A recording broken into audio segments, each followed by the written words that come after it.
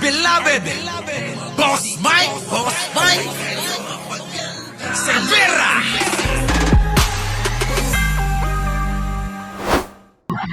Nung kainuman ng lolo ko, si Winston Churchill. No? Alala mo yung sinabi niya? Oh. This is not yet the end. This is not even the beginning of the end. But this is rather the end of the beginning. So, kung pa to, marami pa tong kabanata.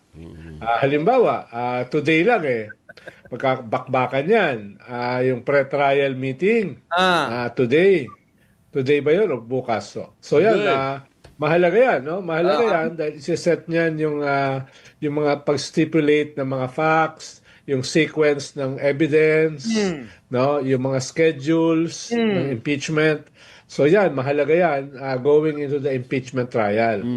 So yan yung isang major battle sa Senado, no? Ikalawa, sa simula ng impeachment ng trial no sa Senado sa July 6. So bakbakan din yan, yung simula na yan. Tapos after 2 or 3 months yung mismong conviction.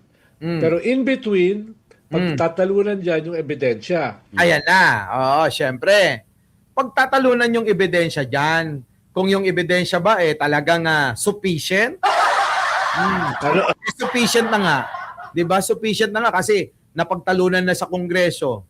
Kung yan ba mga legit, kung yan ba mga malakas o mahina, ganyan naniniwala naman ako na malakas. Kailangan aprubahan nung majority sa Senado yung mga evidence na lalabas. Halimbawa, bubuksan ba or isususpend ba yung bank secrecy laws para sa mga bank accounts ni Vice President Sara Duterte. Bakbakan yan. Kailangan mo dyan aprubahan ng mayorya. Nako, ayan kailangan daw aprubahan ng mayorya. Lahat itong mga ebidensya na ipapakita ng prosecution at kukontrahin naman ngayon, syempre, ng mga abogado at nung mga senador na makakasara Duterte. Ganun ho mangyayari dyan Hindi po lalabas na mga judge yung mga Duterte block Itong Alan Cayetano block ng mga senador. Hindi ho yan lalabas ng mga kurado, kundi baka nga lumabas pa ng mga abogado ni Sara Duterte yan. So, marami pang tunggalian na mangyayari dito sa Senado. Nakakatawa nga, Alvin, dahil dito sa special session kahapon, hindi mo alam, no? Ito ay special session na katulad ng special session ng 2020. Yung huling special session sa speakership crisis sa House. Ang issue ron ay kung sino yung magiging speaker dahil nagkapit-tukurin si Alan Peter sa speakership dun sa term extension. Kaya naglunsad ng special session yung presidente. Ngayon, after nun, ito naman kahapon. So, dalawang special session na inalay lamang. Para kay Alan Peter Cayetano, tignan nyo mga kababayan, nakadalawa na si Alan Peter Cayetano. Ang pangit ng record ni Alan Peter Cayetano, Alan Peter. Yan.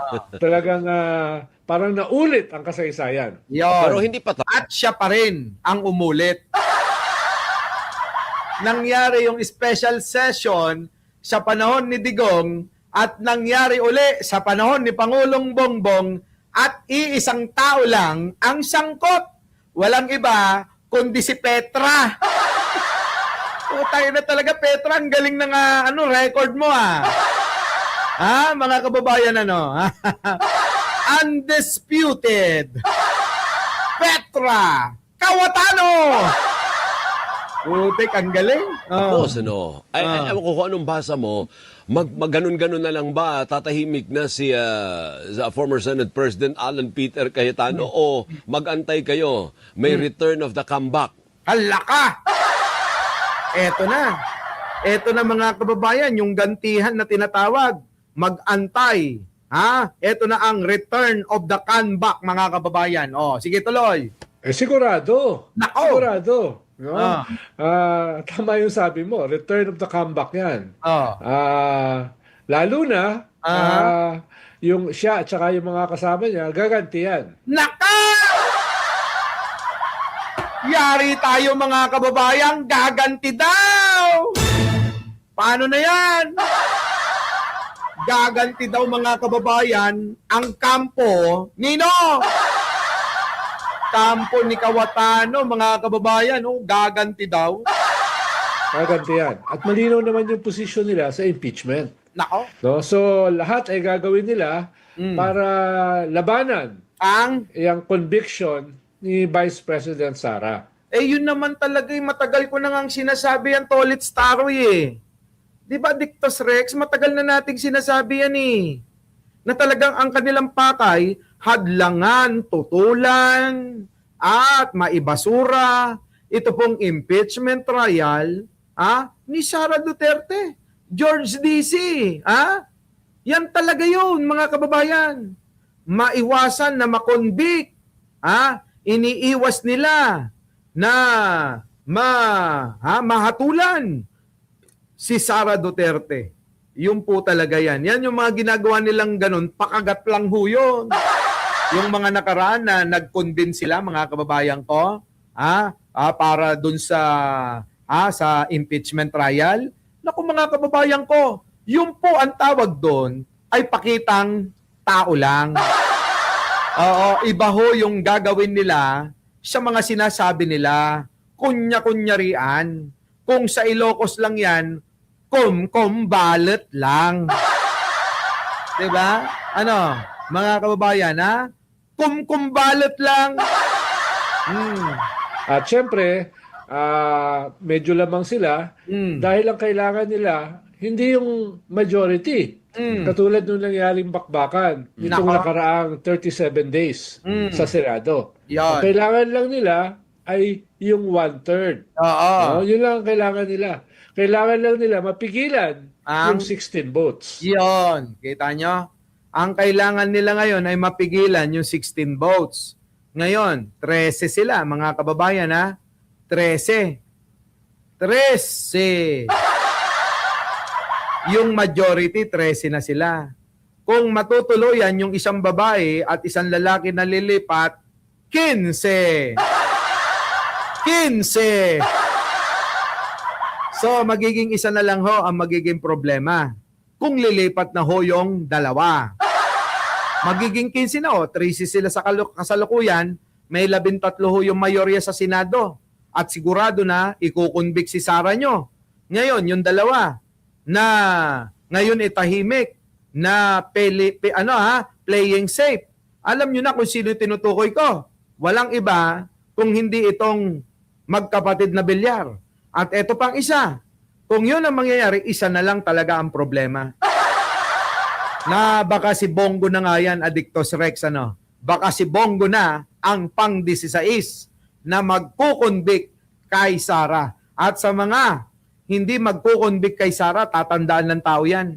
Dahil lalabas yung mga ebidensya Maliwanag na maliwanag ang ebidensya. Hindi nila ikukonvict. Ang mangyayari nun, mga kababayan, nako, ang lahat ng hindi boboto ng yes para makonvict si Sara Duterte, si Bak, masisira ang political career.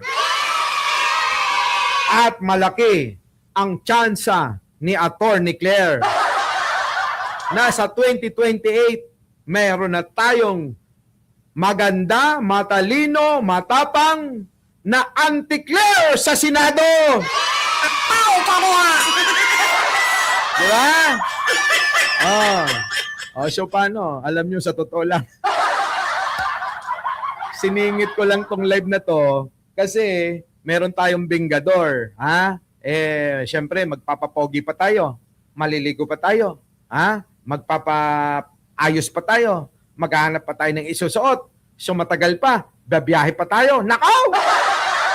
Huwag sanang trapikin. Magkita-kita po tayo sa bingador, mga kababayan. Maraming salamat po sa inyong lahat. Our beloved Boss Mike, Boss Mike.